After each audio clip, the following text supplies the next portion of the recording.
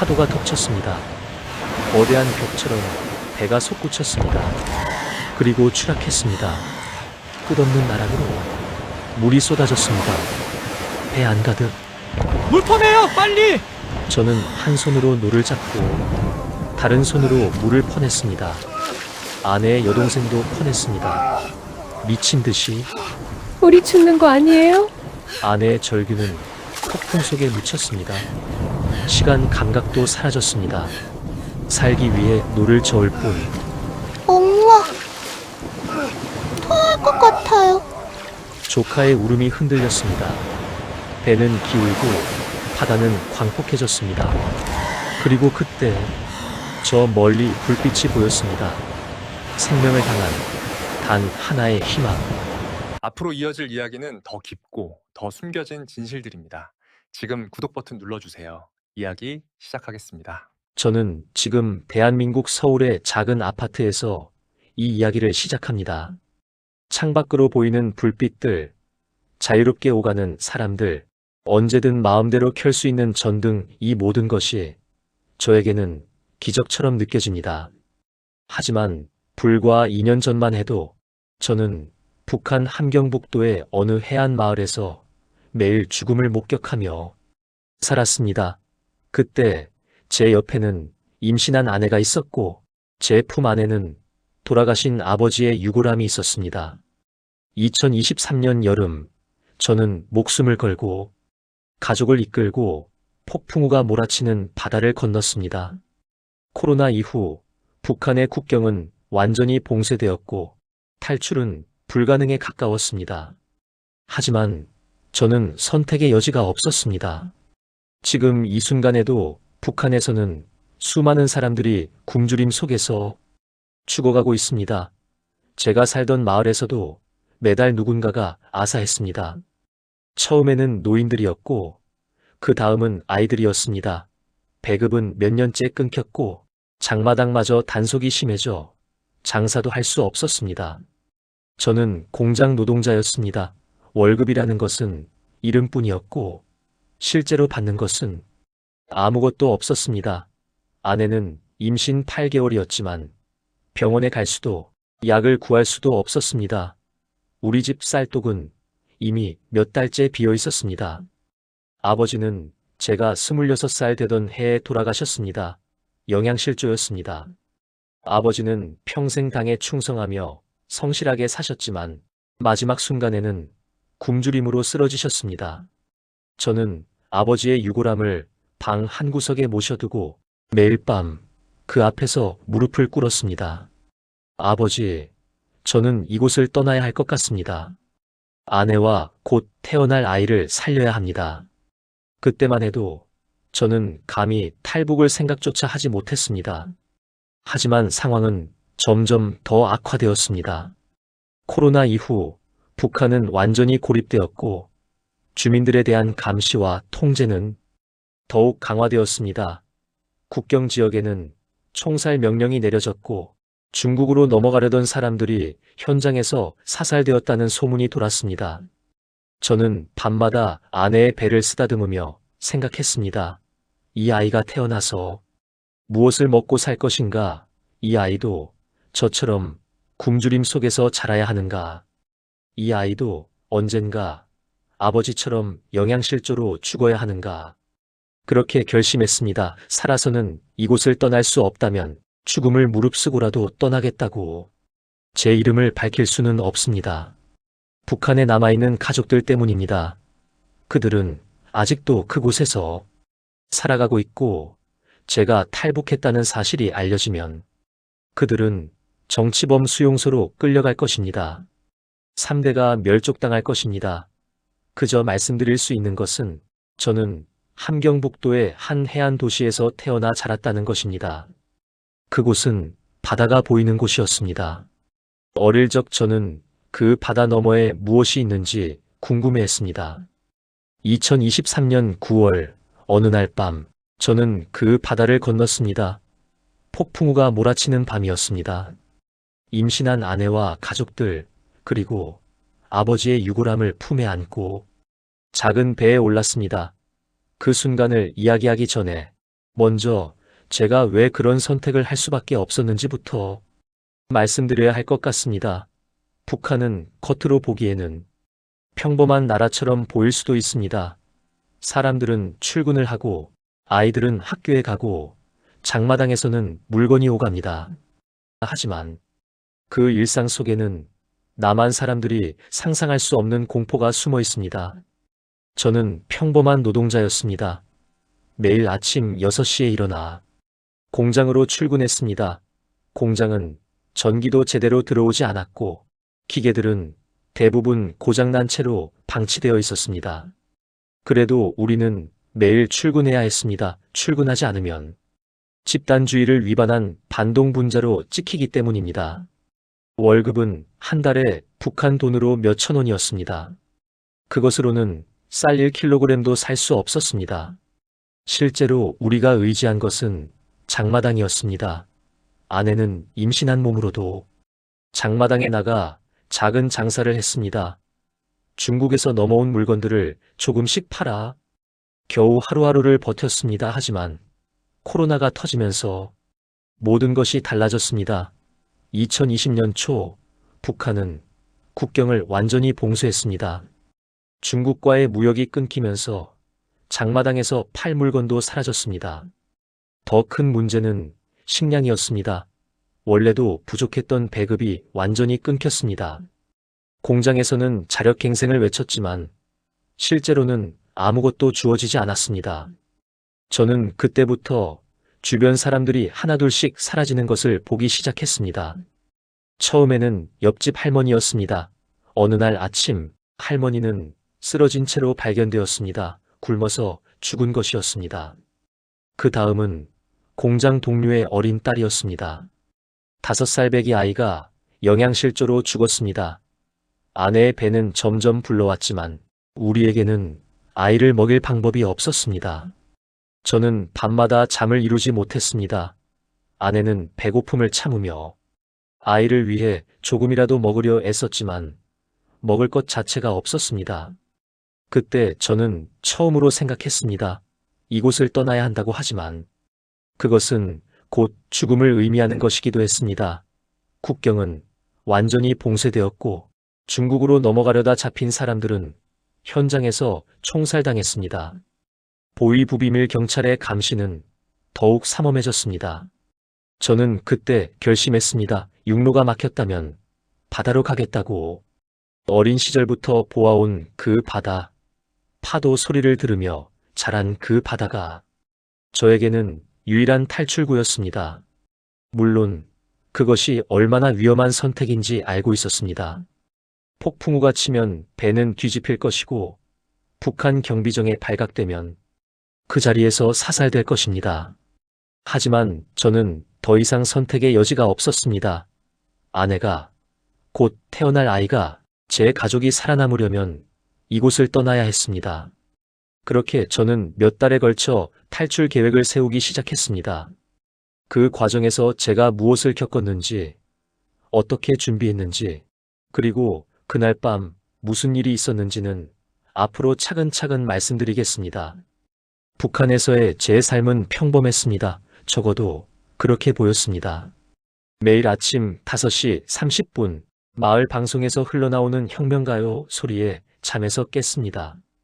6시에는 세면을 하고 6시 30분에는 아내와 함께 간단한 아침을 먹었습니다. 7시에 집을 나서 공장으로 향했습니다. 이것이 제 일상이었습니다. 우리 마을 사람들 모두의 일상이었습니다. 규칙적이고 예측 가능하고 반복적인 삶 그 속에서 저는 이상함을 느끼지 못했습니다. 아니, 느끼지 않으려 했습니다. 배급소는 매달 15일에 열렸습니다. 정확히 말하면 열린다고 공지되었습니다. 저는 배급표를 들고 새벽부터 줄을 섰습니다. 앞에는 이미 수십 명이 서 있었습니다. 모두들 조용했습니다.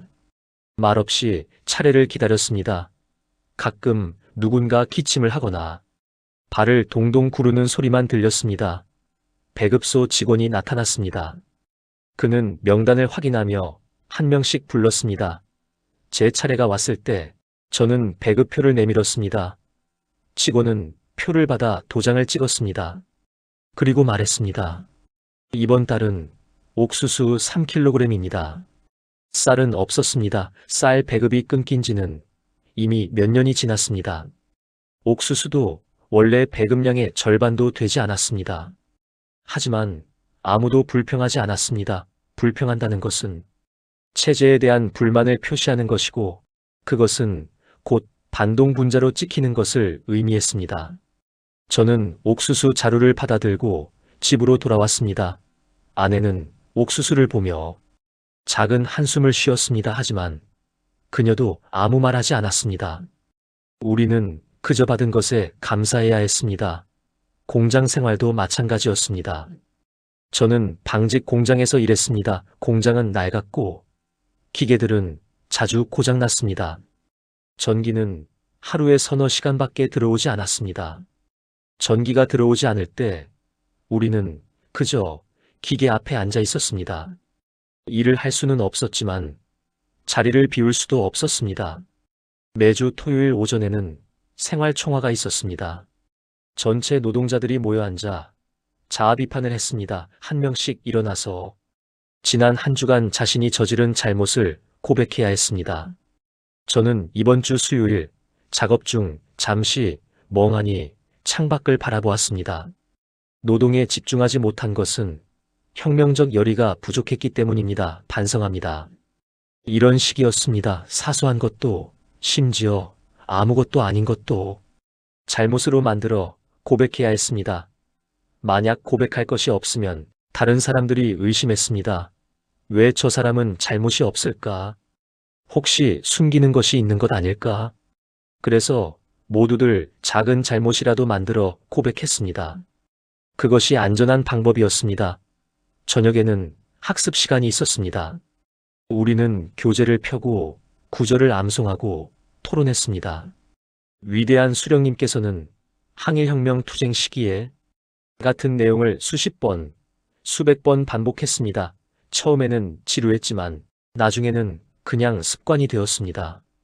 입으로는 구호를 외치고 머릿속으로는 저녁에 무엇을 먹을지, 내일은 전기가 들어올지 생각했습니다. 이것이 제 일상이었습니다. 평범하고 반복적이고 예측 가능한 일상. 그 속에서 저는 의문을 품지 않았습니다. 아니, 품을 수 없었습니다. 돌이켜보면 그 평온함은 거짓이었습니다. 배급이 줄어들어도 전기가 끊겨도 의미 없는 학습을 반복해도 우리는 그것이 이상하다고 생각하지 못했습니다. 아니, 생각하지 않으려 했습니다. 왜냐하면 그것이 우리가 아는 전부였기 때문입니다. 태어날 때부터 우리는 그렇게 살았고 그렇게 사는 것이 당연하다고 배웠습니다. 다른 삶이 있다는 것을, 다른 세상이 있다는 것을 우리는 몰랐습니다. 하지만 그 평온한 일상 속에는 작은 균열들이 있었습니다. 배급소에서 들려오는 한숨 소리, 공장에서 마주치는 동료들의 야윈 얼굴, 생활총화에서 억지로 만들어내는 잘못들. 그 균열은 점점 커져갔습니다. 그리고 언젠가부터 저는 그것을 느끼기 시작했습니다. 장마당은 우리의 생명줄이었습니다.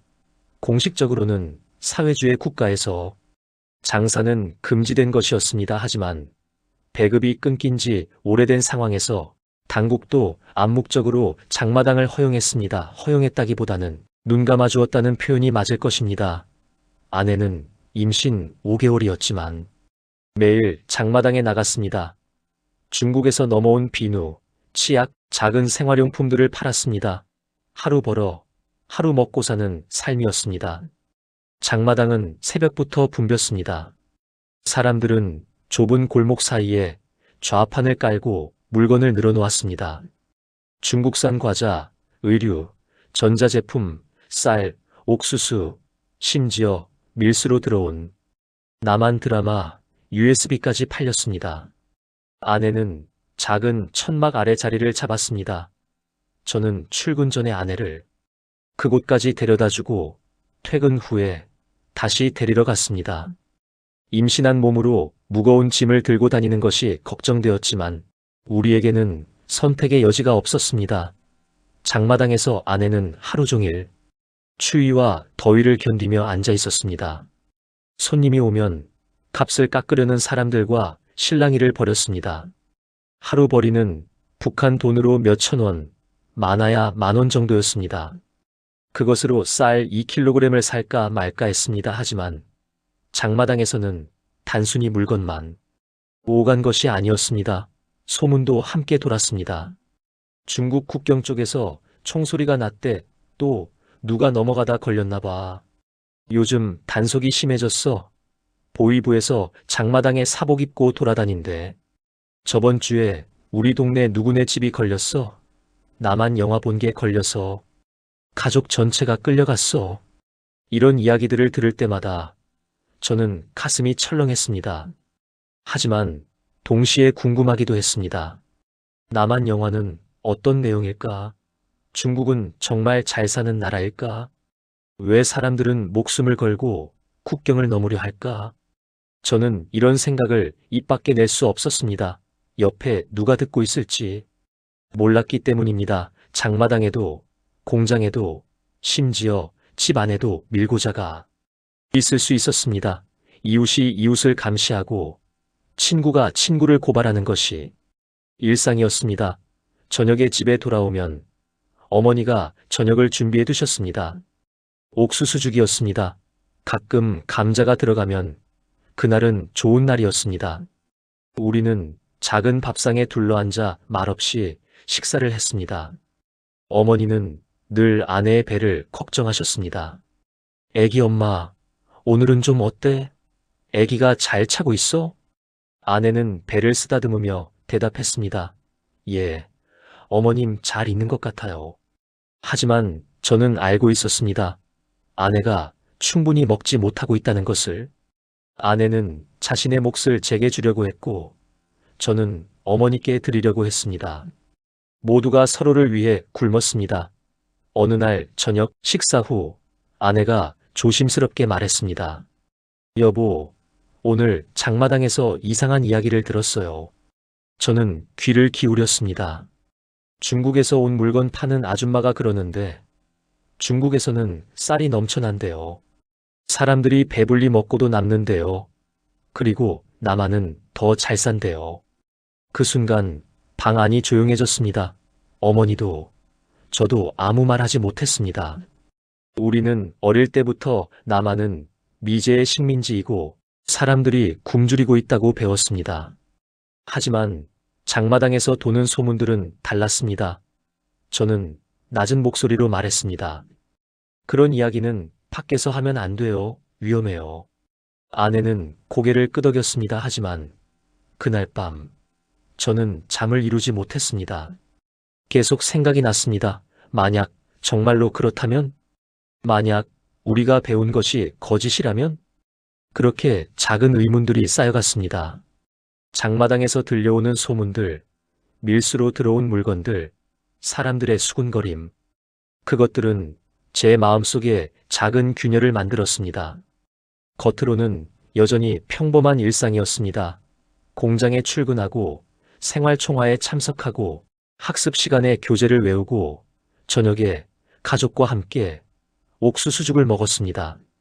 하지만 그 평온한 표면 아래 무언가가 흔들리기 시작했습니다. 아내의 배는 점점 불러왔습니다. 몇 달 후면 아이가 태어날 것입니다. 저는 밤마다 아내의 배를 쓰다듬으며 생각했습니다. 이 아이가 태어나서 무엇을 먹고 자랄까? 이 아이도 우리처럼 옥수수죽을 먹으며 자랄까? 이 아이도 우리처럼 거짓 속에서 살아갈까? 그 질문에 답할 수 없었습니다. 그저 불안함만 커져갔습니다. 변화는 서서히 찾아왔습니다. 처음에는 작은 것들이었습니다. 공장에서 함께 일하던 동료가 어느 날 갑자기 나오지 않았습니다. 다음 날도, 그 다음 날도 그는 보이지 않았습니다. 누구도 그에 대해 묻지 않았습니다. 묻는 것 자체가 위험했기 때문입니다. 일주일 후 작은 소문이 돌았습니다. 그가 중국에서 넘어온 영상물을 봤다는 것입니다. 남한 드라마였습니다. 누군가 고발했고 보위부가 그를 데려갔습니다. 그의 가족도 함께 사라졌습니다. 그때부터였습니다. 저는 주변을 다르게 보기 시작했습니다. 장마당에 나가면 사람들의 얼굴이 달리 보였습니다. 모두들 야위어 있었습니다. 아이들은 배만 볼록하게 나온 채 비틀거렸습니다. 노인들은 거리에 쓰러져 있었습니다. 처음에는 그냥 피곤해서 그러려니 했습니다. 하지만 그들은 다시 일어나지 못했습니다. 어느 날 저녁 공장에서 돌아오는 길에 저는 이상한 광경을 목격했습니다. 한 여자가 나무 껍질을 벗기고 있었습니다. 그녀는 껍질을 삶아 먹으려는 것이었습니다. 옆에는 3살쯤 되어 보이는 아이가 울고 있었습니다. 저는 그냥 지나쳤습니다. 도와줄 방법이 없었습니다. 아니, 도와주면 안 된다고 생각했습니다. 그것이 체제를 비판하는 것처럼 보일 수 있었기 때문입니다. 하지만 그날 밤, 저는 잠을 이룰 수 없었습니다. 계속 그 아이의 울음소리가 들리는 것 같았습니다. 코로나 이후 상황은 더욱 악화되었습니다. 중국과의 국경이 완전히 봉쇄되면서 장마당에 물건이 사라졌습니다. 쌀값은 천정부지로 치솟았습니다. 이전에는 한 달치 장사로 쌀 10kg을 살 수 있었다면 이제는 3kg도 어려웠습니다. 아내의 몸은 점점 약해졌습니다. 임신 7개월이었지만 배는 크지 않았습니다. 영양실조 때문이었습니다. 저는 밤마다 아내의 마른 손을 잡고 걱정했습니다. 아기가 무사히 태어날 수 있을까요? 아내는 그렇게 물었습니다. 저는 대답할 수 없었습니다. 그때 제 머릿속에 장마당에서 들었던 소문들이 떠올랐습니다. 중국에서는 쌀이 넘쳐난다는 것, 남한에서는 사람들이 배불리 먹는다는 것, 병원에서 제대로 된 치료를 받을 수 있다는 것. 처음에 저는 그것을 믿지 않으려 했습니다. 우리는 어릴 때부터 남한은 지옥이라고 배웠습니다. 미제 식민지이고 사람들이 거리에서 굶어 죽는다고 배웠습니다. 하지만 지금 우리가 사는 이곳이 지옥 같았습니다. 의문이 커졌습니다. 만약 우리가 배운 것이 거짓이라면? 만약 남한이 정말로 잘 사는 나라라면? 만약 우리가 속아온 것이라면? 어느 날 밤, 저는 조심스럽게 아내에게 물었습니다. 장마당에서 남한 물건 본 적 있어요? 아내는 놀란 듯 저를 바라봤습니다. 그리고 주변을 살피고는 작은 목소리로 대답했습니다. 한두 번 봤어요. 과자였는데 포장이 정말 예뻤어요. 우리 것과는 달랐어요. 맛은? 몰라요. 너무 비싸서 사본 적은 없어요. 하지만 그걸 먹어본 사람이 그러는데 정말 맛있대요. 그날 밤 저는 또 잠을 이루지 못했습니다. 과자 하나, 그것이 뭐가 중요할까 싶었지만 그것은 단순한 과자가 아니었습니다. 그것은 우리가 모르는 다른 세상의 증거였습니다. 며칠 후 더 충격적인 일이 있었습니다. 공장 앞 게시판에 공지가 붙었습니다. 전기 공급이 하루 1시간으로 줄어든다는 내용이었습니다. 이유는 자력갱생의 정신으로 어려움을 극복하기 위해였습니다. 저는 그 글을 읽으며 생각했습니다. 왜 우리는 계속 어려움을 극복해야 할까? 왜 상황은 나아지지 않고 계속 나빠지기만 할까? 위대한 지도자가 계신다면 왜 우리는 이렇게 굶주려야 할까? 이런 생각을 한다는 것 자체가 무서웠습니다. 이것이 반동 사상이라는 것을 알고 있었습니다. 하지만 저는 멈출 수 없었습니다. 각성은 고통스러웠습니다. 평생 진실이라고 믿어왔던 것들이 흔들렸습니다. 위대하다고 배운 체제가, 찬양해야 한다고 배운 지도자가, 행복하다고 믿어야 했던 우리의 삶이 모두 거짓일 수도 있다는 생각, 저는 두려웠습니다. 이런 생각을 한다는 것이, 이런 의문을 품는다는 것이 발각되면 저는 끝이었습니다. 가족도 끝이었습니다. 하지만 동시에 저는 알아야 했습니다. 진실이 무엇인지, 우리가 사는 이 세상이 정말로 전부인지 다른 삶이 가능한지. 아내의 배는 점점 불러왔지만 몸은 점점 약해졌습니다. 저는 결단을 내려야 할 때가 다가오고 있다는 것을 느꼈습니다. 아직은 정확히 무엇을 해야 할지 몰랐습니다. 하지만 이대로는 안 된다는 것만은 확실했습니다. 그리고 얼마 후 저는 결코 잊을 수 없는 광경을 목격하게 됩니다. 그날은 토요일이었습니다. 전체 주민이 광장에 모이라는 지시가 떨어졌습니다. 이유는 알려주지 않았습니다. 그저 중요한 집회라고만 했습니다. 저는 아내의 손을 잡고 광장으로 향했습니다. 아내는 임신 8개월이었지만 참석하지 않으면 안 되었습니다. 참석하지 않는 것은 곧 의심을 받는 것이었습니다. 광장에는 이미 수백 명이 모여 있었습니다. 사람들은 조용했습니다. 긴장한 표정들, 무슨 일이 벌어질지 모두 짐작하고 있었습니다. 트럭이 도착했습니다. 트럭 뒤에서 3명이 끌려 내려왔습니다. 손이 뒤로 묶여 있었습니다. 그들의 얼굴은 피투성이었습니다. 이미 심한 구타를 당한 것이 분명했습니다. 저는 그 중 한 명을 알아봤습니다. 장마당에서 자주 보던 아주머니였습니다. 중국에서 넘어온 물건을 팔던 분이었습니다. 아내에게 비누를 사준 적도 있었습니다. 친절한 분이었습니다. 보이부 요원이 확성기를 들었습니다. 주민 여러분, 오늘 이 자리는 반동 분자들을 처단하는 인민재판입니다. 이들은 조국을 배신하고 적국의 사상에 물들었습니다. 그의 목소리가 광장에 울려 퍼졌습니다. 첫 번째, 박모 남조선 영상물을 시청하고 유포했습니다. 두 번째, 리모 조국을 비방하는 말을 퍼뜨렸습니다. 세 번째, 최모 중국으로 밀입국을 시도했습니다. 최모 그분이 장마당 아주머니였습니다. 저는 아내의 손을 더 세게 잡았습니다. 아내는 떨고 있었습니다. 이들의 죄는 사형에 해당합니다. 지금부터 인민의 이름으로 정의를 집행하겠습니다. 무슨 소리인지 이해할 수 없었습니다. 아니, 이해하고 싶지 않았습니다. 영상물을 봤다고, 조국을 비방했다고, 탈북을 시도했다고, 그것이 죽어야 할 이유가 된다고. 군인들이 3사람을 기둥에 묶었습니다. 장마당 아주머니가 고개를 들었습니다. 그녀의 눈이 군중을 훑었습니다. 저와 눈이 마주쳤습니다. 그 눈빛을 저는 평생 잊을 수 없을 것입니다. 두려움이 아니었습니다. 원망도 아니었습니다. 그저 공허함이었습니다. 마치 이것이 우리의 운명이다라고 말하는 것 같았습니다. 총성이 울렸습니다. 1번, 2번, 3번, 3사람이 고개를 떨구었습니다. 피가 흘렀습니다. 광장은 조용했습니다. 아무도 비명을 지르지 않았습니다. 아무도 울지 않았습니다. 모두가 그저 서 있었습니다. 표정 없는 얼굴로. 저도 그랬습니다. 저는 그저 서 있었습니다. 아무 감정도 느끼지 못한 채.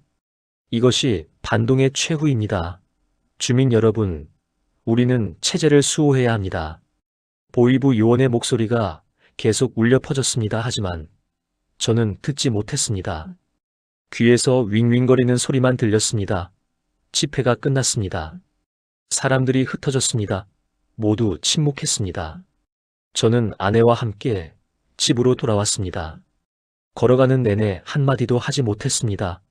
집에 들어와서야 아내가 화장실로 뛰어갔습니다.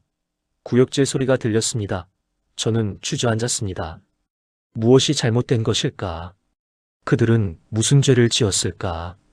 영상물을 봤다고, 중국으로 가려 했다고, 그것이 죽어야 할 이유인가? 머릿속이 혼란스러웠습니다. 평생 믿어온 것들이 무너졌습니다. 우리는 행복하다고 배웠습니다. 우리 체제가 위대하다고 배웠습니다. 인민을 위한 나라라고 배웠습니다. 그런데 왜 사람들은 굶어 죽어가는가? 왜 다른 나라 영상을 보는 것이 죄가 되는가? 왜 더 나은 삶을 찾아가려는 것이 사형죄인가?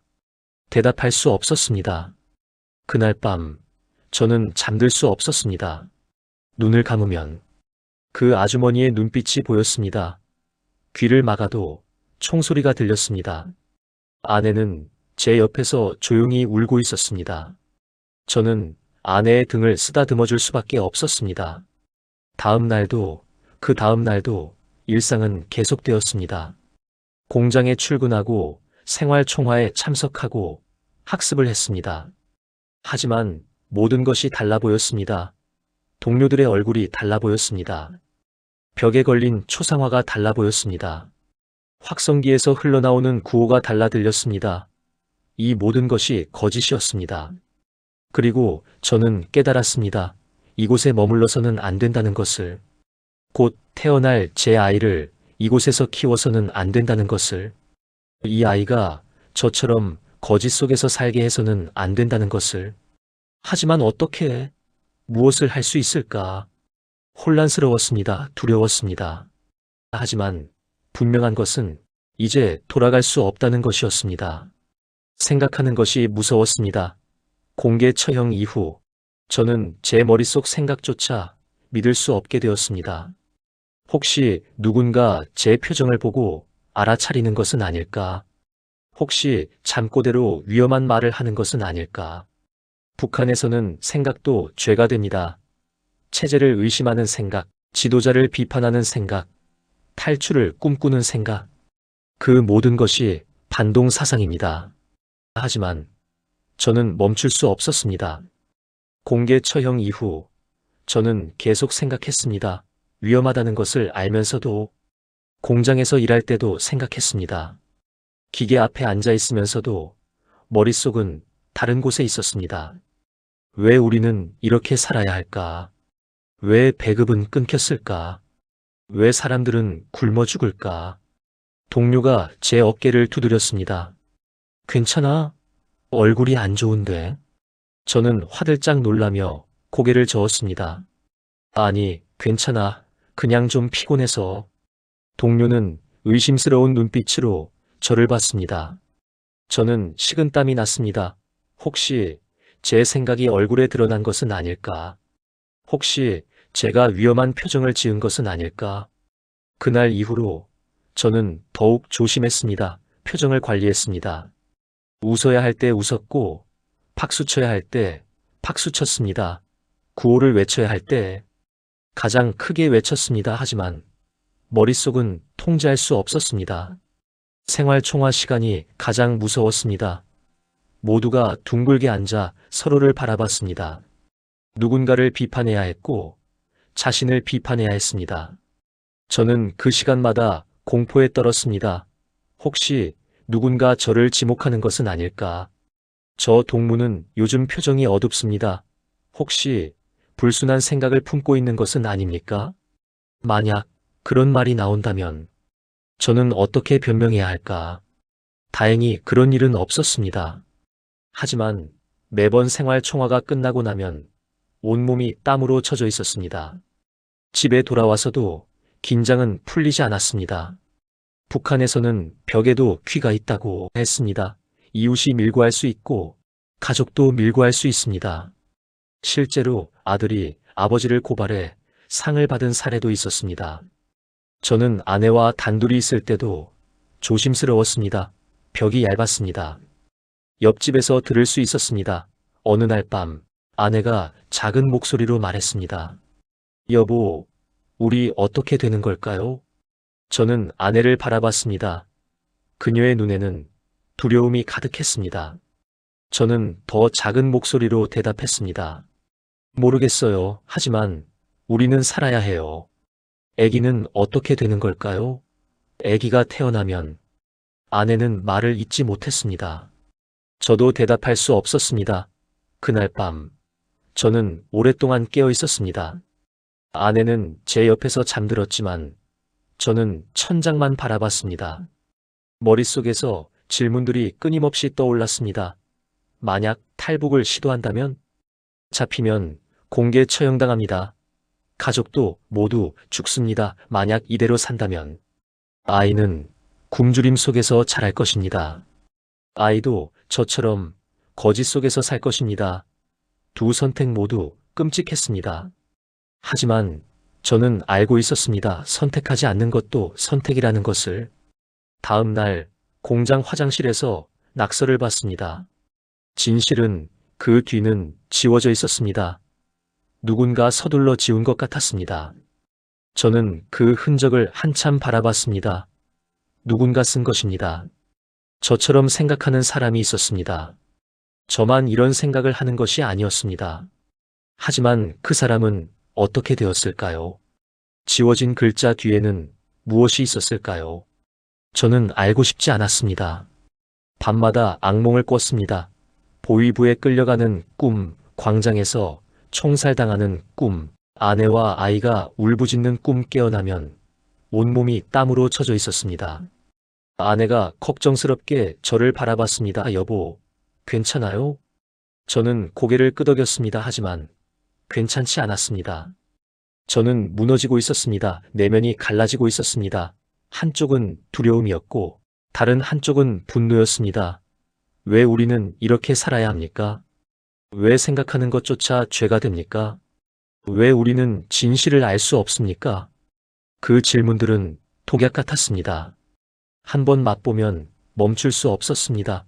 위험하다는 것을 알면서도 저는 계속 생각했습니다. 공포는 컸지만 분노는 더 컸습니다. 저는 이제 알고 있었습니다. 이곳은 지옥이라는 것을, 우리가 믿어온 모든 것이 거짓이라는 것을, 그리고 이 상황은 절대 나아지지 않을 것이라는 것을. 아내의 배는 점점 불러왔습니다. 출산 예정일이 한 달 남았습니다. 한 달 후면 아이가 태어날 것입니다. 그 아이에게 무엇을 물려줄 것인가? 이 굶주림을, 이 거짓을, 이 공포를. 저는 결심해야 했습니다. 시간이 없었습니다. 하지만 결심하기 전에 저는 더 큰 절망을 마주하게 됩니다. 견딜 수 없는 현실이 곧 닥쳐올 것입니다. 쌀독이 완전히 비었습니다. 저는 바닥을 손으로 훑었습니다. 먼지만 묻어나왔습니다. 마지막 옥수수 한 줌은 사흘 전에 떨어졌습니다. 부엌 선반도 확인했습니다. 아무것도 없었습니다. 소금조차 없었습니다. 아내는 방에 누워 있었습니다. 임신 8개월 배는 불러 있었지만 얼굴은 해골처럼 앙상했습니다. 팔다리에는 살이 하나도 없었습니다. 뼈만 남았습니다. 영양실조였습니다. 그날 아침 아내가 말했습니다. 여보, 아기가 잘 안 움직여요. 심장이 멎는 것 같았습니다. 저는 아내의 배에 손을 얹었습니다. 가만히 기다렸습니다. 평소에는 태동이 활발했는데 이제는 거의 느껴지지 않았습니다. 병원에 가야 해요. 하지만 우리 둘 다 알고 있었습니다. 병원에 간다고 해결될 문제가 아니라는 것을. 어머니는 방 구석에 앉아 계셨습니다. 며칠째 아무 말씀이 없으셨습니다. 어머니도 일어설 힘이 없으셨습니다. 몇 달째 제대로 드신 적이 없었습니다. 우리 집만 그런 것이 아니었습니다. 옆집에서는 사흘 전부터 소리가 들리지 않았습니다. 저는 문을 두드려 봤습니다. 대답이 없었습니다. 문틈으로 냄새가 났습니다. 죽음의 냄새에 이웃 할머니는 거리에 쓰러진 채 사흘째 누워 계셨습니다. 아무도 거들떠보지 않았습니다. 저도 그냥 지나쳤습니다. 도와줄 방법이 없었습니다. 죽음이 일상이 되었습니다. 저는 장마당에 나갔습니다. 빈손으로 팔 것도 없이. 혹시 누군가 일을 시켜주지 않을까? 혹시 먹을 것을 구할 방법이 있지 않을까 하는 희망으로. 하지만 장마당도 죽어가고 있었습니다. 좌판의 절반이 비어 있었습니다. 남은 장사꾼들도 야위고 지쳐 있었습니다. 물건은 거의 없었습니다. 있어도 가격이 천정부지였습니다. 쌀 1kg에 북한 돈으로 5만 원. 제가 한 달 일해도 살 수 없는 가격이었습니다. 한 여자가 풀을 팔고 있었습니다. 먹을 수 있는 풀. 그것마저 돈을 받았습니다. 저는 주머니를 뒤졌습니다. 몇백 원이 전부였습니다. 집으로 돌아왔습니다. 길에서 풀을 뜯었습니다. 어떤 풀이 먹을 수 있는지 이제는 알았습니다. 나무 껍질도 벗겼습니다. 집에 와서 끓였습니다. 물에 풀과 나무 껍질을 어머니와 아내께 드렸습니다. 드세요. 어머니는 고개를 저으셨습니다. 너희가 먹어라. 나는 괜찮다. 하지만 어머니는 사흘째 아무것도 드시지 않았습니다. 아내는 몇 숟갈 먹고는 얼굴을 찌푸렸습니다. 속이 메스꺼운 것 같았습니다. 임신 때문에 먹는 것이 더 힘들었습니다. 밤이 되었습니다. 아내가 신음했습니다. 배가 아파요, 애기가. 저는 다급히 아내의 배를 만졌습니다. 딱딱했습니다. 태동은 여전히 약했습니다. 병원에 가야 해요. 저는 아내를 업었습니다. 너무 가벼웠습니다. 뼈만 남은 몸 임신한 여자라고는 믿기지 않을 만큼 병원까지 뛰었습니다. 문을 두드렸습니다. 도와주세요. 임산부예요. 위급해요. 간호사가 나왔습니다. 피곤한 얼굴. 돈 있어요? 지금은 없지만 나중에 꼭 갚겠습니다. 제발. 돈 없으면 안 돼요. 약도 없어요. 의사도 없어요. 사람이 죽어가요. 뱃속에 아기가 있어요. 간호사는 잠시 망설이더니 말했습니다. 집에서 쉬게 하세요. 영양 있는 거 드시고 우리도 어쩔 수 없어요. 문이 닫혔습니다. 저는 그 자리에 주저앉았습니다. 영양 있는 것. 쌀 한 톨 없는데. 옥수수 한 알 없는데. 아내는 제 등에서 떨고 있었습니다. 저는 집으로 돌아왔습니다. 걸으면서 생각했습니다. 이대로 죽는 것인가? 아내도, 뱃속의 아기도, 어머니도, 저도 이렇게 굶어 죽는 것인가? 아버지처럼. 그날 밤 저는 잠들지 못했습니다. 아내는 옆에서 신음했습니다. 아기가 약하게 움직였습니다. 살아있다는 신호하지만 얼마나 더 버틸 수 있을까요? 어머니는 방 한구석에서 숨소리도 작아지셨습니다. 저는 깨달았습니다. 이곳에서는 살 수 없다는 것을 아무리 발버둥 쳐도, 아무리 견뎌도 우리는 죽을 것이라는 것을. 이것은 선택의 문제가 아니었습니다. 생존의 문제였습니다. 살아남으려면 떠나야 했습니다. 죽을 위험을 무릅쓰고라도. 저는 창밖을 바라봤습니다. 멀리 바다가 보였습니다. 어둠 속에 검게 물결치는 바다. 그 바다를 건너면 혹시 살 수 있을까? 위험했습니다. 폭풍우가 오면 죽을 것입니다. 경비정에 발각되면 총살당할 것입니다. 하지만 이대로 있어도 죽습니다. 그렇다면 저는 그날 밤 마음속으로 결심했습니다. 떠나겠다고. 하지만 결심을 실행하기 전에 저는 더 큰 절망을 마주하게 됩니다. 그날 밤 이후 저는 더 이상 망설일 수 없었습니다. 아내의 몸은 점점 약해졌고 뱃속 아기의 움직임은 더욱 미약해졌습니다. 이대로라면 출산 전에 둘 다 죽을 것이 분명했습니다. 어머니께 말씀드려야 했습니다. 가장 두려운 순간이었습니다. 며칠 후 저녁, 저는 어머니 앞에 무릎을 꿇었습니다. 어머니, 저희가 이곳을 떠나려고 합니다. 어머니는 한참을 말이 없으셨습니다. 그저 제 얼굴을 바라보셨습니다.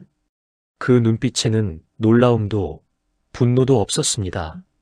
마치 이미 알고 계셨다는 듯한 표정이었습니다. 그래야겠구나. 어머니의 목소리는 떨렸습니다. 여기 남아있으면 다 죽는다. 내 아내도 뱃속 아기도 알고 있었다. 어머니도 같이 가세요, 제발.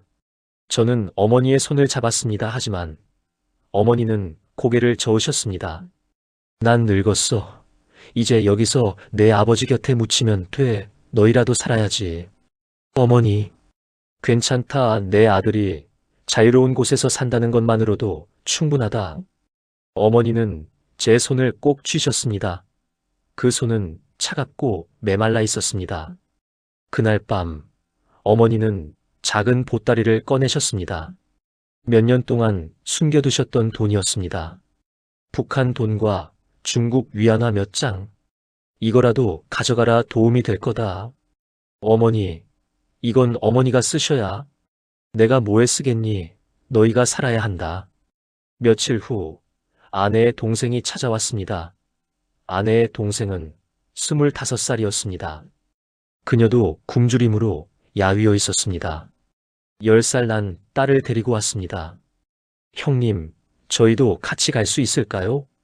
아내의 동생은 떨리는 목소리로 물었습니다. 동생네 집도 마찬가지예요. 아기가 먹을 게 없어요. 이대로는 안 되겠어요. 저는 아내를 바라봤습니다. 아내는 고개를 끄덕였습니다. 같이 가요. 우리 네 식구 함께 가는 거예요. 하지만 네 명이 탈출한다는 것은 위험이 2배가 되는 것이었습니다. 특히 10살짜리 아이를 데리고 간다는 것은 조카가 저를 올려다봤습니다.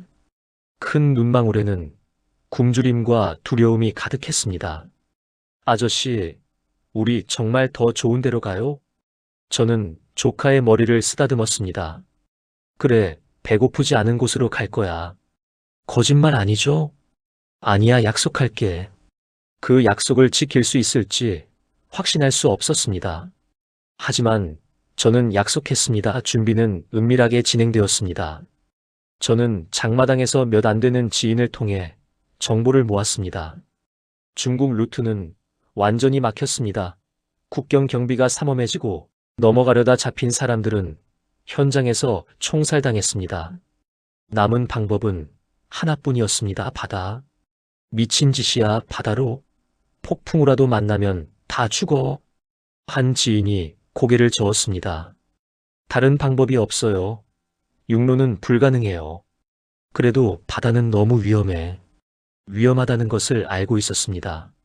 하지만 선택의 여지가 없었습니다. 저는 해안가에 사는 어부를 수소문했습니다. 며칠간의 탐색 끝에 한 명을 찾았습니다. 배를 팔아주세요. 작은 거라도 괜찮아요. 어부는 의심스러운 눈빛으로 저를 봤습니다. 뭐에 쓰려고? 물고기 잡으려고요. 거짓말, 자네 어부 아니잖아. 탈출하려는 거지? 저는 침묵했습니다. 어부는 한숨을 쉬었습니다. 발각되면 나도 죽어, 알지? 죄송합니다. 하지만 저희는. 알았어, 돈 있어? 저는 어머니께 받은 돈을 꺼냈습니다. 어부는 돈을 세더니 고개를 끄덕였습니다. 이틀 후 밤에 와. 오래된 배 하나 줄게. 그게 최선이야. 감사합니다. 감사는 무슨. 살아서 가기나 해. 집으로 돌아오는 길, 저는 떨렸습니다. 두려움 때문이 아니었습니다. 이제 정말로 시작되는 것이기 때문이었습니다. 이틀 후면 출발입니다. 저는 밤마다 해안가 지형을 외웠습니다. 경비 교대 시간, 초소 위치, 감시가 약한 지점, 모든 것을 머릿속에 새겼습니다. 아내는 침묵했습니다. 무서워하는 것을 알고 있었지만 그녀도 각오를 다진 것 같았습니다. 이제 뒤돌아볼 수 없었습니다. 앞으로 나아가야 했습니다. 죽음을 무릅쓰고라도. 2023년 7월 날씨 예보가 나왔습니다. 15일에 폭풍우가 올 것이라고 했습니다. 일반적으로는 최악의 조건입니다. 하지만 저희에게는 유일한 기회였습니다. 코로나 이후 북한의 국경은 철통같이 봉쇄되었습니다. 중국 루트는 완전히 막혔습니다.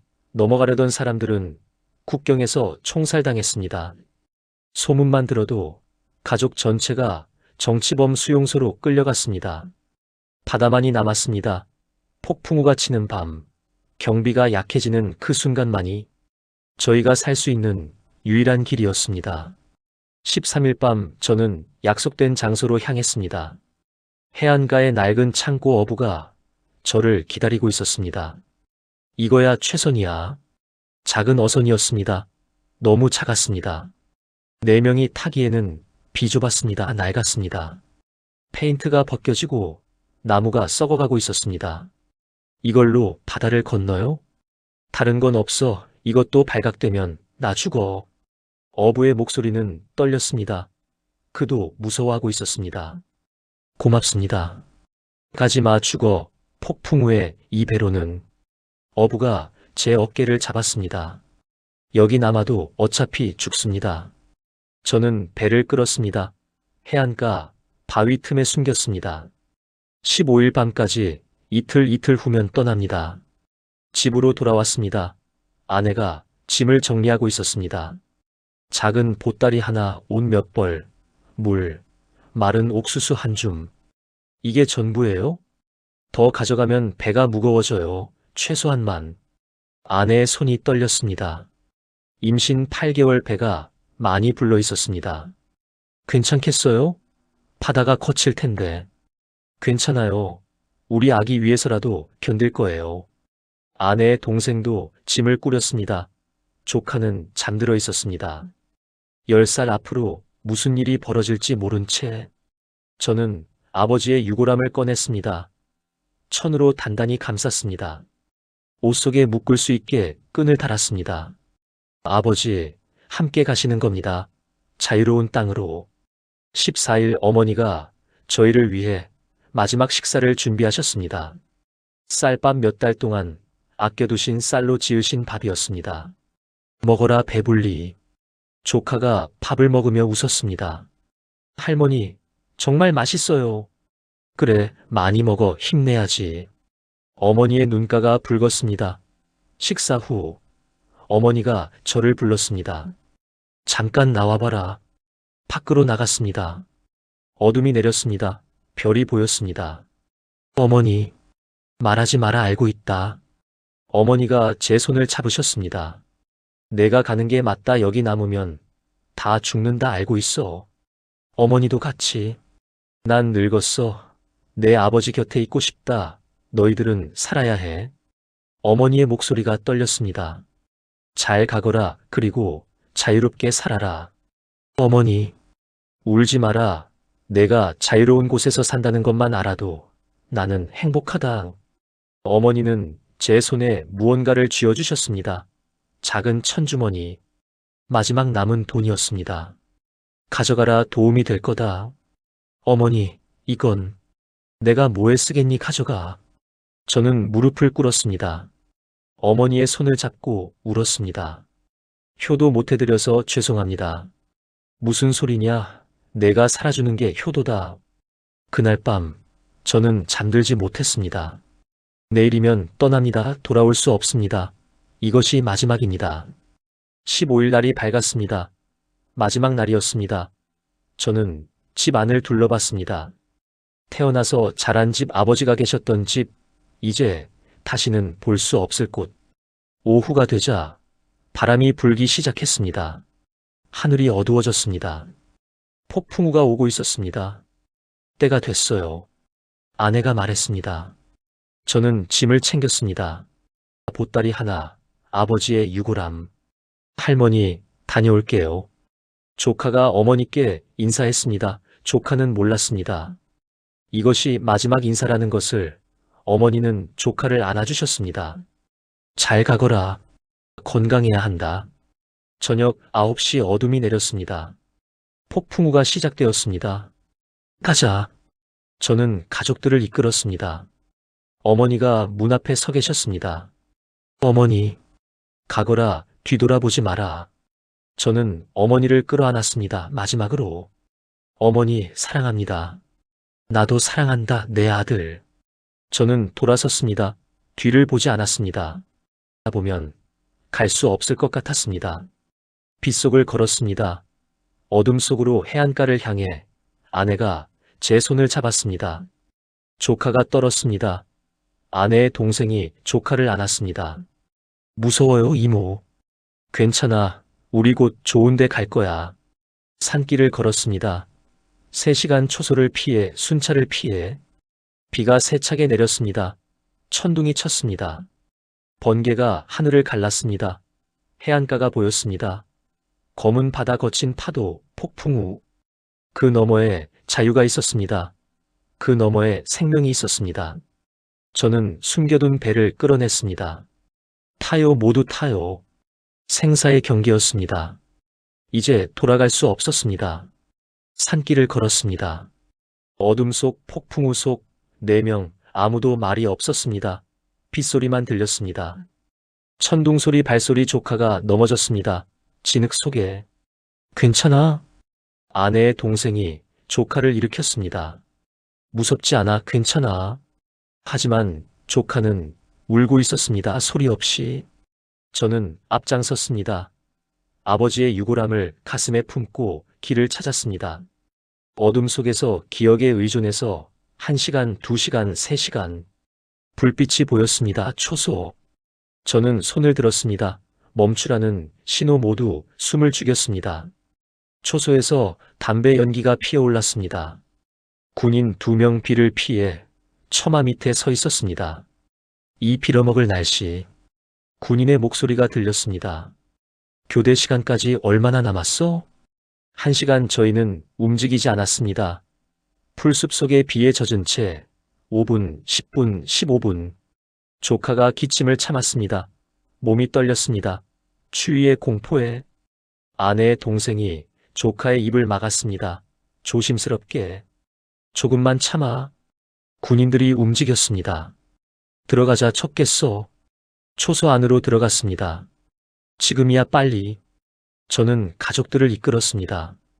초소를 우회해서 바위 뒤로 나무 사이로 숨소리가 거칠었습니다. 심장이 터질 것 같았습니다. 거기 누구냐? 뒤에서 외침 얼어붙었습니다. 손전등 불빛. 누구냐? 대답 안 해. 저는 아내를 풀숲으로 밀었습니다. 조카를 동생을 엎드렸습니다. 바닥에 진흙 속에. 불빛이 우리 머리 위를 지나갔습니다. 바람에 나무 흔들리는 거 아냐? 다른 군인 목소리. 이 날씨에 누가 돌아다니겠어? 빨리 들어가자고. 그러게 개 같은 날씨. 발소리가 멀어졌습니다. 기적이었습니다. 저는 숨을 내쉬었습니다. 참았던 숨을. 괜찮아요? 아내가 떨리는 목소리로 물었습니다. 괜찮아갔어. 일어났습니다. 다시 계속 걸었습니다. 자정이 넘었을 때였습니다. 바다 냄새, 소금기 파도, 소리 해안가였습니다. 다 왔어. 검은 바다가 펼쳐졌습니다. 파도가 거셌습니다. 폭풍우가 몰아쳤습니다. 저는 바위 틈으로 갔습니다. 배를 숨겨둔 곳. 이거예요? 아내의 동생이 배를 봤습니다. 너무 작았습니다. 낡았습니다. 이걸로 바다를 건너요? 다른 건 없어요. 저는 배를 끌어냈습니다. 물가로.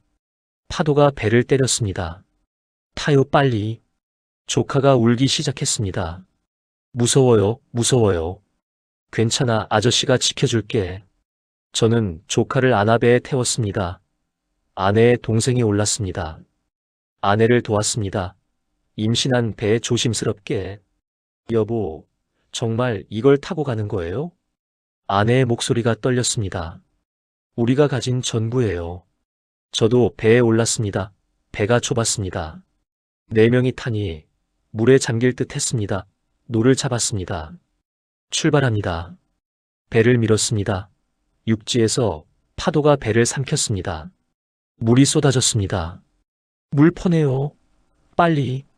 아내의 동생이 손으로 물을 퍼냈습니다. 저는 노를 저었습니다. 1번, 2번, 3번 남쪽으로, 무조건 남쪽으로. 육지가 멀어졌습니다. 불빛이 작아졌습니다. 어둠만 남았습니다. 바다만 남았습니다. 파도가 배를 흔들었습니다. 심하게. 조카가 비명을 질렀습니다. 괜찮아, 괜찮아. 하지만 괜찮지 않았습니다. 파도가 점점 거세졌습니다. 비가 더 세게 내렸습니다. 번개가 쳤습니다. 하늘을 가르며. 여보, 저기. 아내가 뒤를 가리켰습니다. 바다 위 움직이는 불빛 경비정이었습니다. 엎드려. 모두 엎드려. 배 바닥에 엎드렸습니다. 서치라이트가 바다를 후쳤습니다. 빛이 가까워졌습니다. 더 가까이 심장이 멎을 것 같았습니다. 빛이 우리 배 옆을 지나갔습니다. 10m, 5m 스쳐 지나갔습니다. 경비정이 멀어졌습니다. 엔진 소리가 작아졌습니다. 사라졌습니다. 그랬어요. 일어나도 돼요. 하지만 아무도 움직이지 못했습니다. 너무 무서웠습니다. 조카가 떨었습니다. 아내가 구역질했습니다. 조금만 견뎌요, 조금만. 저는 다시 노를 잡았습니다. 팔이 아팠습니다. 온몸이 아팠습니다. 하지만 멈출 수 없었습니다. 멈추면 죽습니다. 파도가 또 덮쳤습니다. 물이 쏟아졌습니다. 배가 기울었습니다. 배가 뒤집혀요. 아내의 동생이 소리쳤습니다. 반대쪽으로 몸을 기울여요. 간신히 균형을 잡았습니다. 하지만 이것은 시작에 불과했습니다. 진짜 지옥은 이제부터였습니다. 폭풍우가 본격적으로 몰아치기 시작했으니까요. 파도가 덮쳤습니다. 거대한 벽처럼 배가 솟구쳤습니다. 하늘로. 그리고 추락했습니다. 나락으로 물이 쏟아졌습니다. 배 안으로. 물 퍼내요. 빨리. 저는 한 손으로 노를 잡고 다른 손으로 물을 퍼냈습니다. 아내의 동생도 퍼냈습니다. 미친 듯이 하지만 물은 더 빨리 들어왔습니다. 우리 죽는 거 아니에요? 아내의 절규가 빗소리에 묻혔습니다. 저는 대답할 수 없었습니다. 정말로 죽을 것 같았으니까요. 시간 감각이 사라졌습니다. 1시간인지 2시간인지 알 수 없었습니다. 저는 그저 노를 저었습니다. 팔이 떨어져 나갈 것 같았습니다. 어깨가 찢어지는 것 같았습니다. 하지만 멈출 수 없었습니다. 멈추면 끝이었습니다. 엄마 토할 것 같아요.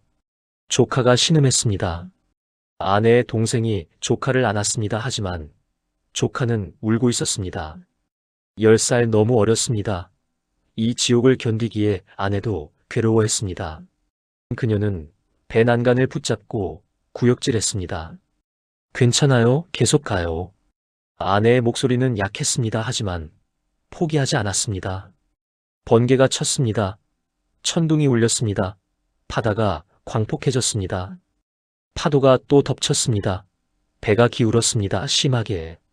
뒤집혀요! 반대쪽으로! 몸을 기울여요! 간신히 균형을 잡았습니다. 하지만 물은 계속 차올랐습니다. 발목까지 종아리까지. 배 바닥에 틈이 생긴 것 같아요. 아내의 동생이 소리쳤습니다. 물이 계속 새요. 저는 노를 내려놓았습니다. 배 바닥을 만져봤습니다. 틈이 있었습니다. 나무가 갈라진 것입니다. 오래된 배 폭풍우를 견디지 못한 것입니다. 안 돼. 여기서 이럴 순 없어. 저는 옷을 벗었습니다. 틈에 밀어 넣었습니다. 아내의 동생이 옷을 눌렀습니다. 물이 조금 줄었습니다. 하지만 완전히 막을 수는 없었습니다. 계속 물 퍼내요. 멈추면 안 돼요. 저는 다시 노를 잡았습니다. 젖은 몸으로 추위에 떨며. 하지만 저었습니다. 계속. 여보, 우리 죽는 거예요? 아내가 제 손을 잡았습니다. 떨리는 손으로. 안 돼, 절대 안 돼! 저는 아내를 바라봤습니다. 우리 아기를 이렇게 보낼 순 없어! 눈물이 났습니다. 비인지 눈물인지 알 수 없었습니다. 조금만 더 조금만. 시간이 흘렀습니다. 영원처럼 느껴졌습니다. 팔이 마비되었습니다. 감각이 없었습니다. 하지만 저는 노를 놓지 않았습니다. 놓으면 죽습니다. 모두 죽습니다. 저기, 아내가 앞을 가리켰습니다. 불빛이 보여요. 환각인 줄 알았습니다. 하지만 아니었습니다. 희미한 불빛 멀리. 섬이야, 섬이 있어. 희망이었습니다. 저는 마지막 힘을 다해 노를 저었습니다. 불빛을 향해 생명을 향해 파도가 밀어줬습니다. 배가 빨라졌습니다. 거의 다 왔어요. 하지만 운명은 저희를 놓아주지 않았습니다. 배에 물이 너무 많이 찼어요. 배가 가라앉고 있었습니다. 모두 미친 듯이 물을 퍼냈습니다. 하지만 물은 더 빨리 들어왔습니다. 무릎까지 허리까지. 조금만 더! 저는 소리쳤습니다. 노를 저었습니다. 미친 듯이 필사적으로. 닿았어요. 땅이에요. 배 바닥이 모래에 부딪혔습니다. 모래사장이었습니다. 내려요. 빨리. 저는 조카를 안아 물로 뛰어내렸습니다. 아내의 동생도 뛰어내렸습니다. 아내를 도왔습니다. 임신한 몸 조심스럽게. 파도가 배를 밀었습니다. 모래사장으로 저희는 기어 나왔습니다. 물에서 육지로 땅. 저는 모래 위에 쓰러졌습니다. 숨이 찼습니다. 온몸이 떨렸습니다. 하지만 살았습니다. 살았어. 우리 살았어. 아내가 울었습니다. 조카가 울었습니다. 아내의 동생도 울었습니다. 저도 울었습니다. 가슴에 묶어둔 아버지의 유골함을 확인했습니다. 쳐졌지만 무사했습니다. 아버지, 우리 살았어요. 동이 트기 시작했습니다. 폭풍우가 잦아들었습니다. 하늘이 밝아졌습니다. 하지만 아직 끝이 아니었습니다. 여기가 어디인지 몰랐습니다. 한국인지 중국인지 북한의 다른 섬인지 알 수 없었습니다. 해가 떠올랐습니다. 그리고 멀리서 누군가 걸어오고 있었습니다. 해변에 쓰러졌습니다. 움직일 수 없었습니다. 온몸이 젖어 있었습니다. 바닷물에 빗물에 추웠습니다. 너무 추웠습니다. 조카가 떨었습니다. 온몸으로. 아내의 동생이 조카를 안았습니다. 젖은 몸으로 아내는 모래 위에 누워 있었습니다. 배를 감싸고 임신 8개월. 여보, 괜찮아요? 괜찮아요. 그냥 좀 쉬어야 할 것 같아요. 하지만 괜찮지 않았습니다. 그녀의 얼굴은 창백했습니다. 입술은 파래졌습니다. 해가 떠올랐습니다. 폭풍우는 지나갔습니다. 하늘이 맑았습니다. 하지만 저희는 여전히 모래 위에 누워 있었습니다. 힘이 없었습니다. 저는 주변을 둘러봤습니다. 작은 섬이었습니다. 나무들, 바위들, 모래사장, 사람은 보이지 않았습니다. 건물도 없었습니다. 여기가 어디예요? 아내의 동생이 물었습니다. 모르겠어요. 한국일까요? 중국일까요? 아니면 북한의 다른 섬일까요? 공포가 밀려왔습니다. 만약 여기가 북한이라면? 만약 경비대가 온다면? 저희는 끝입니다.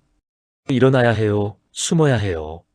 저는 가족들을 일으켰습니다. 저기 바위 뒤에 가요. 바위 뒤로 숨었습니다. 배는 모래사장에 그대로 놔뒀습니다. 가져갈 힘이 없었습니다. 발각되면 어떡해요? 아내가 떨리는 목소리로 물었습니다. 모르겠어요. 일단 기다려봐요. 기다렸습니다. 1시간, 2시간 아무도 오지 않았습니다. 조카가 울기 시작했습니다. 배고파요. 물 마시고 싶어요. 저희가 가져온 물은 바다에 다 쏟아졌습니다. 마른 옥수수도 젖어서 먹을 수 없었습니다. 조금만 참아, 조금만. 하지만 언제까지 참아야 할까요? 정오가 되었습니다. 햇빛이 따가웠습니다. 옷이 마르기 시작했습니다. 하지만 갈증이 심했습니다. 입술이 갈라졌습니다. 목이 타들어갔습니다. 물 좀. 조카가 신음했습니다. 저는 주변을 둘러봤습니다. 샘물이 있을까요? 일어섰습니다. 비틀거리며. 어디 가요? 물 찾아볼게요. 섬을 돌아봤습니다. 작았습니다. 정말 작았습니다. 10분이면 한 바퀴 돌 수 있을 정도 샘물은 없었습니다. 하지만 빗물이 고인 웅덩이를 찾았습니다. 바위 틈에 더러웠지만 마실 수밖에 없었습니다. 손으로 떠서 마셨습니다. 가족들에게도 가져다 줬습니다. 조카가 물을 마시며 울었습니다. 집에 가고 싶어요. 할머니 보고 싶어요. 아내의 동생이 조카를 안았습니다. 곧 좋은 데 갈 거야. 조금만 참아. 오후가 지나갔습니다. 저녁이 되었습니다. 여전히 아무도 오지 않았습니다. 여기가 정말 어디일까요? 무인도일까요? 그렇다면 저희는 어떻게 되는 걸까요? 밤이 되었습니다. 추웠습니다. 저희는 서로를 안고 떨었습니다. 조카는 이미 잠들었습니다.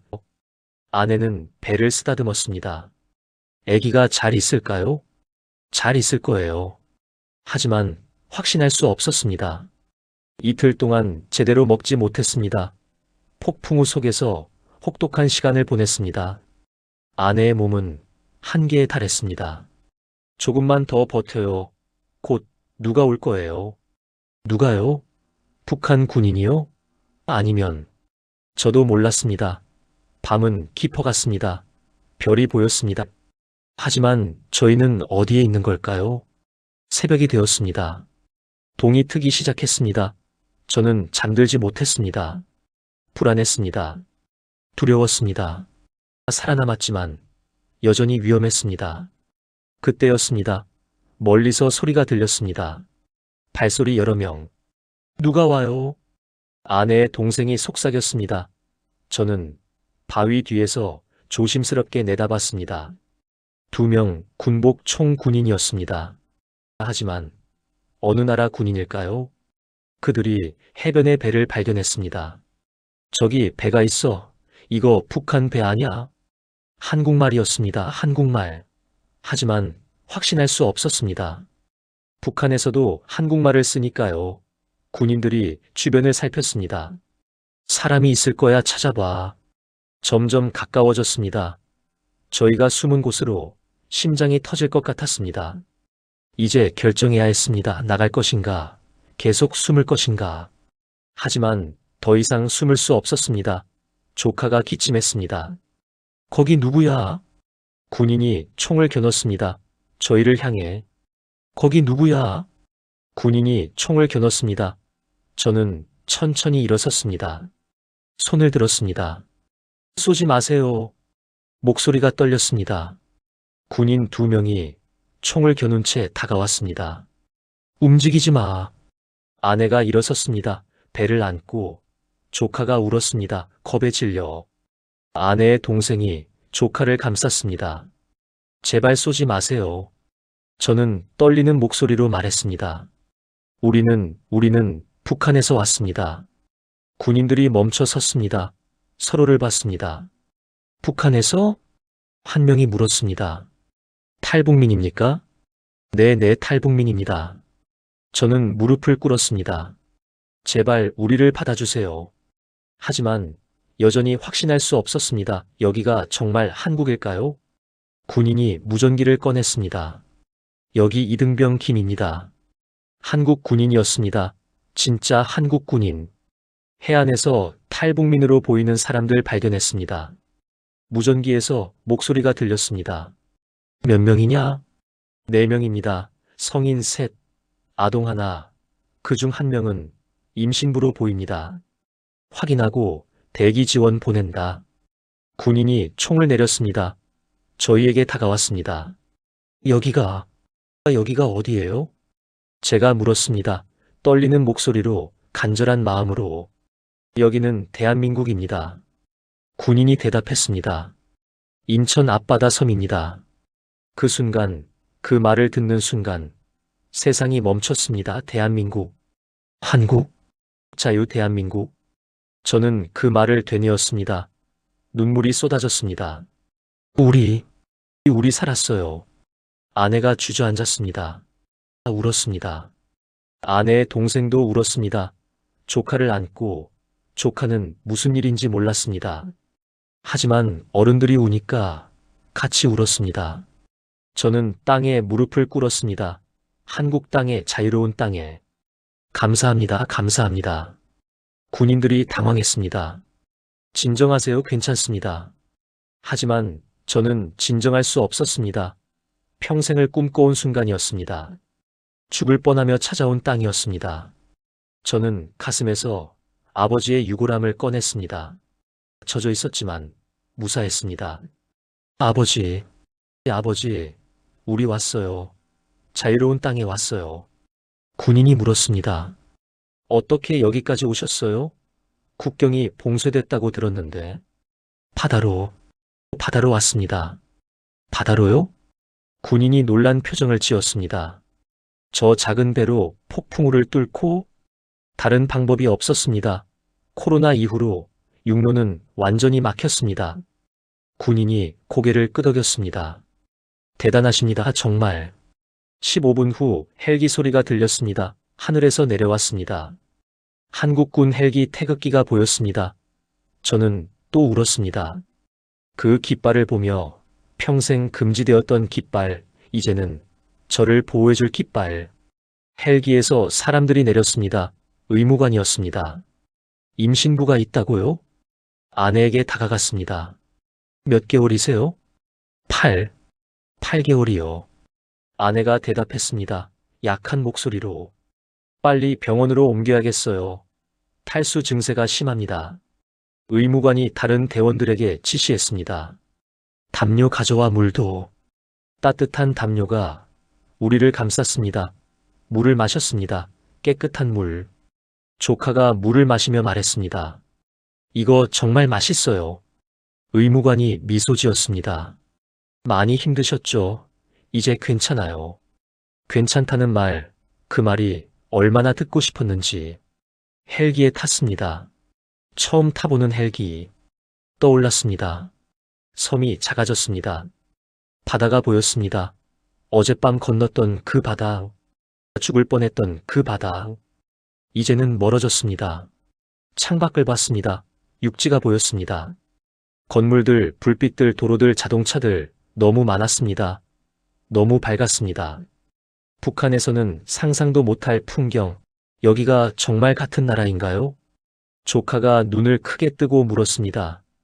같은 한반도, 하지만 완전히 다른 세상. 의무관이 말했습니다. 곧 병원 도착합니다. 조금만 더 버티세요. 저는 아내의 손을 잡았습니다. 우리 해냈어요. 네, 정말 해냈어요. 아내가 배를 쓰다듬었습니다. 우리 아기도 자유로운 땅에서 태어나겠네요. 헬기가 내려앉았습니다. 병원이었습니다. 의사들이 기다리고 있었습니다. 들것이 왔습니다. 아내를 옮겼습니다. 걱정하지 마세요. 잘 돌봐드릴게요. 저희도 병원 안으로 들어갔습니다. 따뜻했습니다. 밝았습니다. 안전했습니다. 복도를 걸으며 생각했습니다. 정말 끝난 것일까? 정말 살아남은 것일까? 아직도 믿기지 않았습니다. 하지만 분명했습니다. 이곳은 대한민국이었습니다. 자유로운 땅이었습니다. 사흘을 보냈습니다. 검사를 받았습니다. 치료를 받았습니다. 다행히 아내와 뱃속 아기는 무사했습니다. 기적이에요. 의사가 말했습니다. 이 상황에서 무사하다는 게 기적 맞습니다. 기적이었습니다. 조카도 회복했습니다. 탈수와 저체온증이었지만 괜찮아졌습니다. 병실 창밖으로 서울이 보였습니다. 불빛들, 자동차들, 사람들. 여기가 정말 우리가 살 곳이에요? 조카가 물었습니다. 그래, 이제 여기가 우리 집이야. 나흘째 되던 날, 국정원 조사관들이 왔습니다. 조사는 길었습니다. 탈북 경위, 북한에서의 생활, 가족관계, 모든 것을 물었습니다. 어떻게 바다로 오셨어요? 국경이 완전히 봉쇄된 걸로 아는데. 다른 방법이 없었습니다. 코로나 이후 육로는 불가능했습니다. 죽을 각오로 바다를 선택했습니다. 조사관이 고개를 끄덕였습니다. 코로나 이후 바다로 온 탈북민은 당신들이 최초입니다. 정말 대단하시네요. 대단한 게 아니었습니다. 그저 살고 싶었을 뿐이었습니다. 일주일 후 저희는 하나원으로 이송되었습니다. 탈북민 정착시설. 거기서 석 달간 교육을 받게 되었습니다. 한국 생활 적응 교육 하나원에서의 석 달은 꿈 같았습니다. 처음으로 배불리 밥을 먹었습니다. 원하는 만큼 언제든지. 진짜 공짜로 주는 거예요? 조카가 눈을 휘둥그레 뜨고 물었습니다. 응, 여기서는 이게 당연한 거야. 과자, 초콜릿, 우유, 과일, 북한에서는 꿈도 못 꾸던 것들. 하지만 적응은 쉽지 않았습니다. 컴퓨터, 스마트폰, 신호등, 지하철. 모든 게 낯설었습니다. 배워야 했습니다. 처음부터. 2023년 12월 하나원 교육 중에 아내가 아들을 낳았습니다. 병원에서 의사와 간호사들이 돌봐주는 곳에서. 건강한 아들입니다. 의사가 아기를 제게 안겨줬습니다. 작았습니다. 하지만 힘차게 울었습니다. 저는 아기를 안고 창밖을 봤습니다. 서울의 야경, 반짝이는 불빛들. 우리 아들아, 여기가 내가 태어난 곳이야. 자유로운 땅이야. 이 아이는 굶주림을 모르고 자랄 것입니다. 공개 처형을 보지 않아도 될 것입니다. 정치범 수용소가 뭔지 몰라도 될 것입니다. 그것만으로 충분했습니다. 하나원을 나온 후 정부 지원으로 작은 아파트를 얻었습니다. 열쇠를 받았을 때의 감동을 잊을 수 없습니다. 이게 우리 집이에요? 아내가 눈물을 흘렸습니다. 북한에서 집은 국가 소유였습니다. 하지만 여기서는 우리 것이었습니다. 저는 일자리를 찾았습니다. 작은 식당에서 일하게 되었습니다. 설거지부터 시작했습니다. 힘들었습니다. 하지만 행복했습니다. 제가 번 돈으로 가족을 먹여 살릴 수 있었으니까요. 처음 월급을 받은 날 저는 쌀 10kg을 샀습니다. 집에 와서 쌀독에 부었습니다. 가득 찬 쌀독, 북한에서는 평생 볼 수 없었던 광경. 아내와 저는 그 앞에서 울었습니다. 일상들이 기적처럼 느껴졌습니다.